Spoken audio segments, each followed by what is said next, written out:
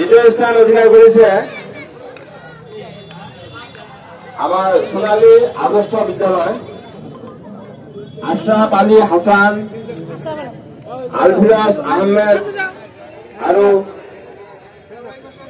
সুমন আহমেদ, এই তিনিজনক ইয়াত আহিবলৈ জনোৱা হ'ল। আমাৰ অতি ছাৰ মহোদয়ে সিহঁতক বঁটা বিতৰণ কৰিব।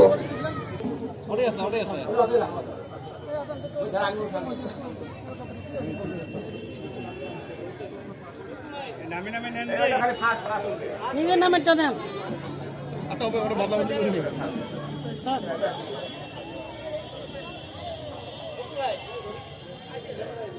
ধরো তাই না তো ধরো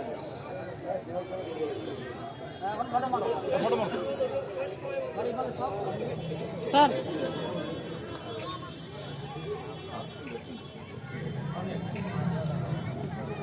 তৃতীয় স্থান অধিকার করেছে সালসালমারা জাতীয় বিদ্যালয়। ইহঁতক আহিবলৈ জনোৱা চন্দন দাস, সুহানা ফাৰিহা আৰু মুস্কুৰা মণ্ডল।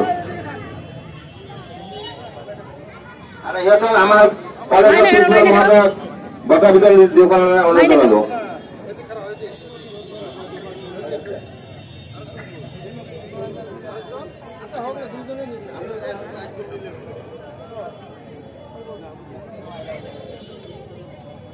হাতত নাও নামটা জিজ্ঞাসা কৰি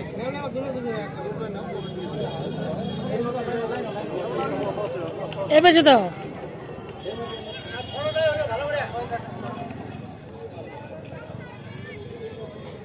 স্যাৰ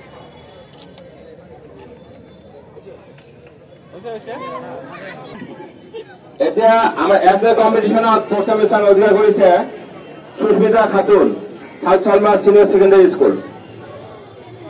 তাক এটা আমার প্রকল্প মহোদয়ক বঁটা বিতরণ করার জন্য অনুরোধ জানাবো।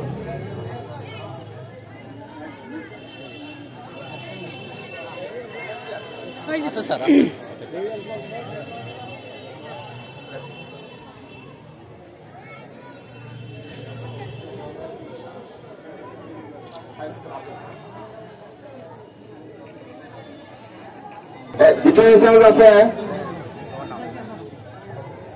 শামসুল নেহার, সোনালী আদর্শ বিদ্যালয়।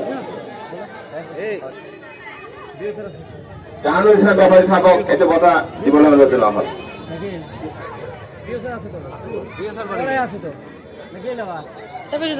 আছে নাই? জিয়া তাসমিন হাসান, জিয়া তাসমিন হাসান, নেক্সট জাতীয় বিদ্যালয়। এটা আমার আরবিপি স্যার ইনচার্জ আমি স্যারক বঁটা দিবলৈ অনুৰোধ জনোৱা হ'ল।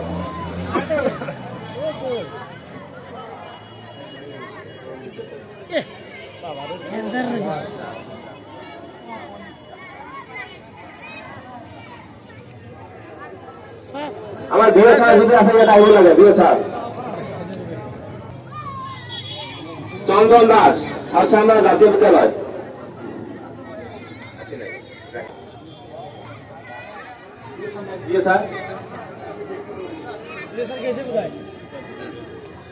আমার কলেজের প্রবক্তা রিজাল ইসলাম সালক এইটো বঁটা দিবলৈ অনুৰোধ জনোৱা হ'ল।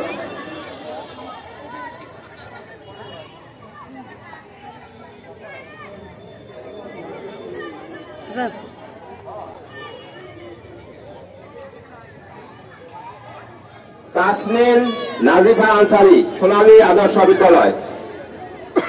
এটা আমাৰ মুক্তাদিৰ ৰহমান হামিদাবাদ হায়াৰ সেকেন্ডাৰি, ইয়াত আহাৰ কাৰণে ধন্যবাদ দিছো।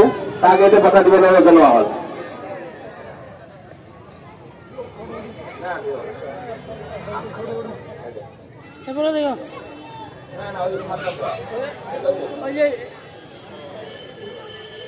তাসনিন নাজিফা আনসারি।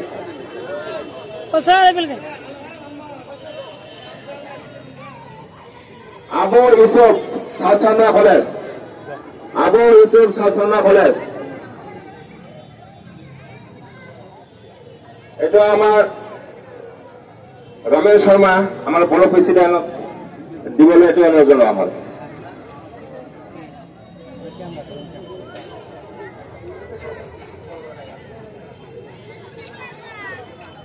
আর্ট কম্পিটিশনত প্রথম স্থান পাইছে Jenifa Akhtar Ahmed. Senior Jenifa Akhtar Ahmed, Jenifa Akhtar Ahmed, south Salma senior secondary school junior college. Fariha Husni Ahmed, Rupali Shiksha Niketan. আমার জুনিয়র একটা স্যার আছে, এটা আমার স্যার। হ্যাঁ,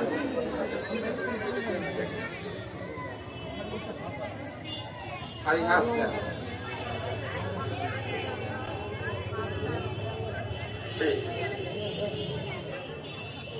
তৃতীয় স্থান পাইছে Anika Tahmida Anha, south Salma secondary school. Art competition হলুরা আর্ট কম্পিটিশন হলুরা সলির 5 to 8। প্রথম স্থান পাইছে আফসানা পারভিন। আফসানা পারভিন,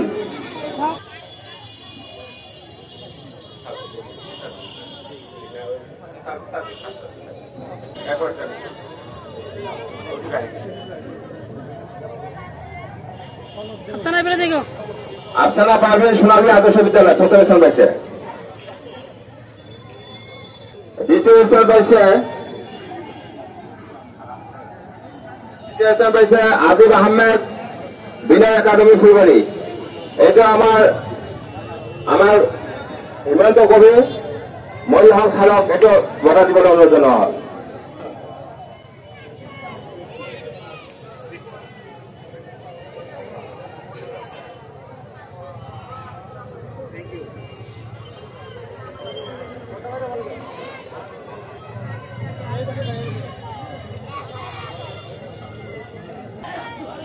তাৰপিছত পাইছে নেল ইরফান জাকারিয়া, রয়্যাল গোলবায়ার স্কুল ফুলবাড়ি।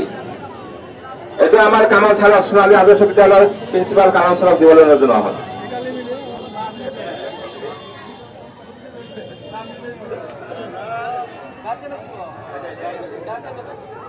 বেড়া গো বন্ধু এবেলে আয়মান হাবিব, আয়মান হাবিব,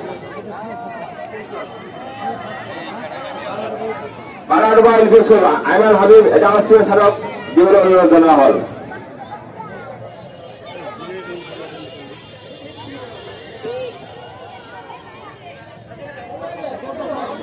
সমবেত হয়েছে। আজি আমি ইয়াতে সমবেত হয়েছো ভারত ভূমির সমস্যার মাজত ঐক্য উদযাপন কৰিবলৈ। ভাৰত ভূমি কোনো এটা জাতিৰ দেশ নহয়। ইয়াতে উত্তৰ পূবৰ পৰা আৰম্ভ কৰি দক্ষিণ ভাৰত বা পশ্চিমবংগ হওক, পাঞ্জাব হওক, গুজৰাট হওক, কাশ্মীৰ হওক, বিভিন্ন জাতিৰ মানুহেৰে আমাৰ ভাৰত ভূমি গঠন হৈছে। আৰু এই অনৈক্যৰ মাজতো সকলোৱে যে এক পতাকাৰ তলত ভাৰত জাতিৰ জয়গান গাই আছে, এয়া বিশ্বৰ ভিতৰতে বিৰল। বিশ্বৰ আন কোনো দেশতে এনেকুৱা চানেকি দেখিবলৈ পোৱা নাযায়। এই অনৈক্যৰ মাজত ঐক্যৰ বিষয়ে কোৱা হয়, যেনেকৈ আমেৰিকা যুক্তৰাষ্ট্ৰক মেল্টিং পট বুলি কোৱা হয়, য'ত বিভিন্ন দেশৰ লোকসকল গৈ দিন যায়, কিন্তু তেওঁলোকৰ স্বকীয় বৈশিষ্ট্যটো হয়তো বজাই ৰাখিব নোৱাৰে। কিন্তু ভাৰতৰ কথাটো যেতিয়া কোৱা হয়, ভাৰতৰ হেৰিটো আমি আমাৰ থালিৰ দৰে ক'ব পাৰোঁ, য'ত বিভিন্ন চব্জিবোৰ বাতিৰ নিচিনাকৈ ৰাখি থোৱা হয়, কিন্তু তেওঁলোকে নিজৰ স্বকীয় বৈশিষ্ট্যখিনি বজাই ৰাখিব পাৰে আৰু স্বমহিমাৰে এটা পতাকাৰ তলত নিজৰ সংস্কৃতি, কলা ইত্যাদি জীয়াই ৰাখিব পাৰে। বিভিন্ন জাতি জনগোষ্ঠীৰে গঠিত এই ভাৰত ভূমি তেওঁলোকে এটা পতাকাৰ তলত থাকিলেও নিজা কালচাৰ বা আইডেণ্টিটিটো তেওঁলোকে ধৰি ৰাখিব পাৰিছে। গানৰ জৰিয়তে হওক, কলা সংস্কৃতিৰ জৰিয়তে হওক, আমাৰ দেশখনে এই ঐক্য ৰাখি থব পাৰিছে, যিটো বিশ্বৰ ভিতৰতে বিৰল আৰু আমাৰ বাবে খুবেই আমি গৌৰৱ কৰিব পৰা এটা বিষয় হয়। আৰু ইয়াতে ভাৰত ভূমিত অকল কালচাৰেল ডাইভাৰ্চিটি বা মানুহৰ মাজত যিটো ডাইভাৰ্চিটি আছে, তাৰ বাহিৰেও ভাৰত ভূমিত প্ৰকৃতিয়েও অকৃত্ৰিমভাৱে তেওঁলোকৰ দান দি থৈ গৈছে। ইয়াতে বৰফ আবৃত পৰ্বতৰ পৰা মৰুভূমিলৈকে আছে, সাগৰৰ পৰা ঘন জংঘললৈকে আছে, যিটো আমাৰ বাবে গৌৰৱ কৰিব পৰা বিষয় বা বিশ্বৰ ভিতৰতে এক অনন্য দেশ হিচাপে আমি ভাৰত ভূমিক ক'ব পাৰোঁ। ইয়াৰ লগতে আমি আজি ইয়াতে সমবেত হৈছোঁ ভাৰতবৰ্ষৰ গতিশীলতা, যিটো তিৰংগাত থকা অশোক চক্ৰই বুজায়, গতিশীলতা উদযাপন কৰিবলৈ। গতিশীলতাটো বুজাবলৈ হ'লে কিছুমান পৰিসংখ্যাৰ জৰিয়তে মই আপোনালোকক ক'বলৈ বিচাৰিছোঁ। আমি যদি পৰিসংখ্যা চাওঁ, স্বাধীনতাৰ সময়ত যিটো ভাৰতত সাক্ষৰতাৰ হাৰ 12% আছিলে, আজি 74%। যিটো ভাৰত ভূমি এখন কৃষি প্ৰধান দেশ, সেই কৃষি প্ৰধান দেশ আমি লাহে লাহে উদ্যোগ প্ৰধান দেশলৈ বা ইণ্ডাষ্ট্ৰিয়েল ছেক্টৰলৈ আমি শ্বিফ্ট কৰিবলৈ ওলাইছোঁ। আজি উদ্যোগে ভাৰতৰ GDPৰ 30% অৱদান ৰাখে। ভাৰত ভূমিত যিটো লাইফ এক্সপেক্টেঞ্চি বা মানুহে যিটো জীয়াই থকাৰ এটা বছৰ বয়সৰ পৰিসংখ্যা আছিলে, স্বাধীনতাৰ সময়ত আছিল মাত্ৰ 32 বছৰ, যিটো আজিৰ দিনত 70তকৈ অধিক হয়। সেয়াই বুজাই আমি চিকিৎসা ক্ষেত্ৰত কিমানখিনি উন্নতি সাধন কৰিছোঁ। যিটো জনমূৰি আয় আছিলে 1950 চনত মাত্ৰ 265 টকা পাৰ হেড ইনকাম আছিলে, যিটো পাৰ কেপিটা ইনকাম বুলি কয়, আৰু সেইটো গৈ আজিৰ দিনত 1,29,000 টকা।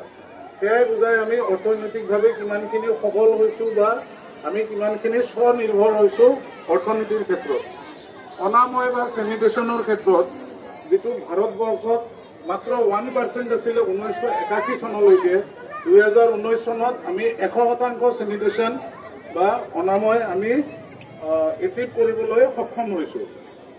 আমাৰ উন্নতিৰ আৰু মাপকাঠি আছে।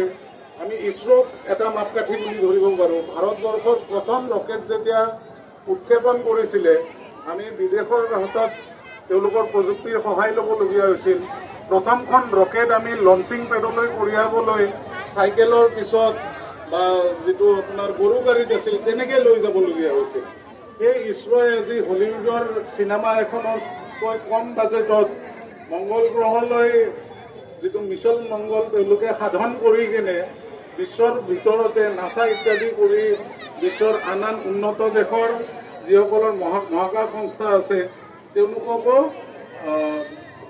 চেৰ পেলাই যাবলৈ সক্ষম হৈছে।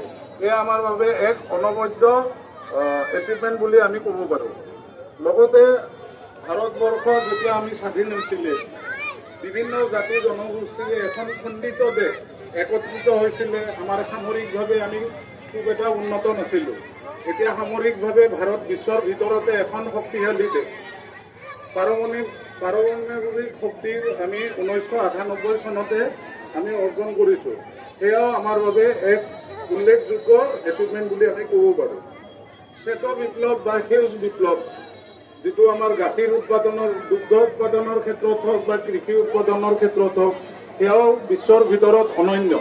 ভাৰতবৰ্ষৰ দৰে এখন তৃতীয় বিশ্বৰ দেশ এই ধৰণৰ যিখিনি উল্লেখযোগ্য সাফল্য লাভ কৰিছে, সেয়া বিশ্বৰ বাবেই এক আশ্চৰ্যৰ বিষয়। এইবোৰ সকলো আমাৰ কাৰণে গৌৰৱ কৰিব পৰা বিষয় হয়। লগতে যেতিয়া আমি উন্নতিৰ মাপকাঠি চাওঁ, আমি নিজৰ বাবে আত্মসমালোচনাৰ বাবে বাটটো মুকলি ৰাখিব লাগে, যাতে আমি আৰু উন্নত কৰিব পাৰোঁ।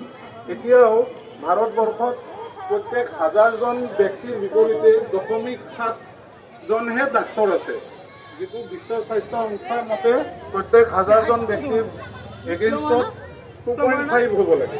তাত আমি 0.7 আছোঁ। কিছুমান মাপকাঠিত আমি এতিয়াও পিছ পৰি আছোঁ, য'ত আমাৰ উন্নতি সাধন কৰা আৰু স্কোপ ৰৈছে বা অৱকাশ ৰৈছে। তো এইখিনিত আমাৰ কৰণীয়খিনি আহি পৰে।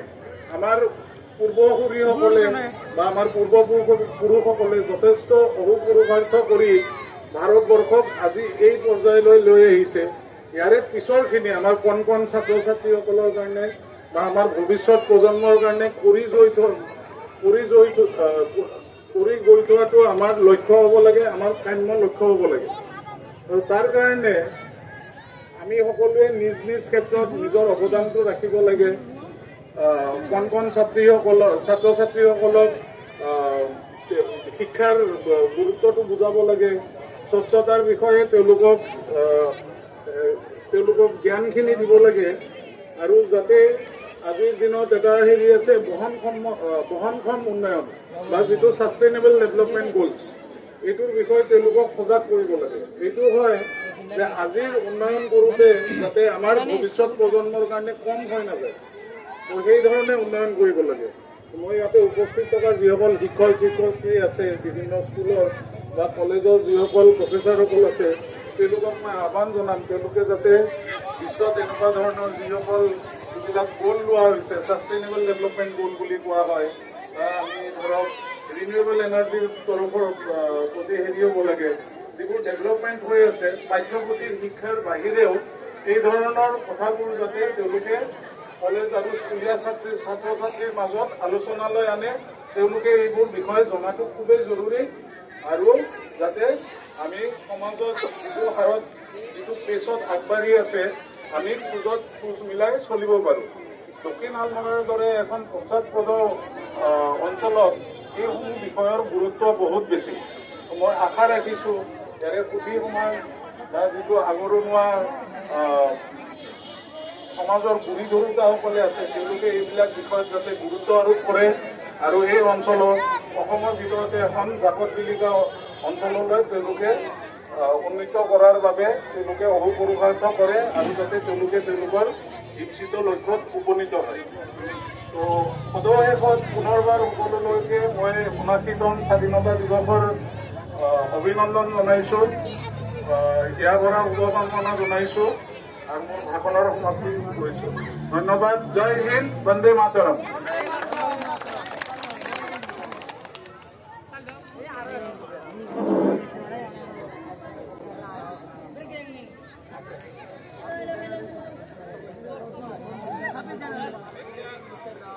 কণ কণ ল'ৰা ছোৱালীৰ মাজত মিঠাই মিঠাই নহ'ব, তাৰ আগত আমাৰ বিভিন্ন ধৰণৰ খেল ধেমালি। এতিয়া আমি বঁটা বিতৰণ সভা আৰম্ভ কৰিম।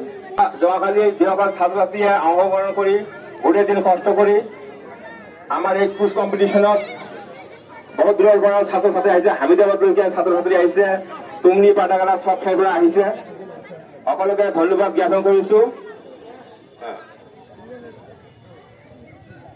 তো এতিয়া আমি বঁটা বিতৰণ আৰম্ভ কৰিম।